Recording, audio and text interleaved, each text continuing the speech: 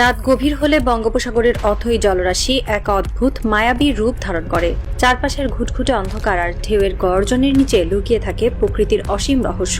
ভৌগোলিক মানচিত্রের সীমারেখা কেবল ভূপৃষ্ঠেই দৃশ্যমান থাকে।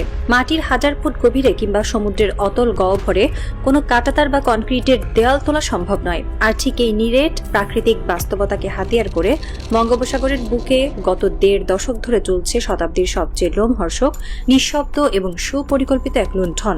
দৃশ্যত মনে হবে সাগরের এপারে বাংলাদেশ, ওপারে ভারত বা মিয়ানমার, কিন্তু মাটির হাজার ফুট নিচে চলছে এক ভয়ঙ্কর ডাকাতি।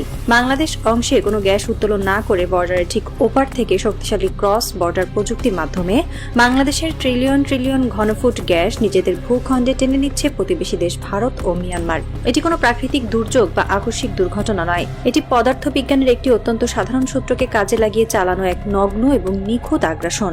বিজ্ঞানের সাধারণ সূত্র বলে, ভূগর্ভস্থ প্রাকৃতিক গ্যাস সর্বদা উচ্চচাপ অঞ্চল থেকে নিম্নচাপ অঞ্চলের দিকে ধাবিত হয়। এই বৈজ্ঞানিক নীতিকে পুঁজিতে পরিণত করে নয়াদিল্লি এবং নেপিদো বাংলাদেশের সীমানার ঠিক গা ঘেঁষে স্থাপন করেছে দানবীয় সব ড্রিলিং রিগ এবং হাই ক্যাপাসিটি পাম্প।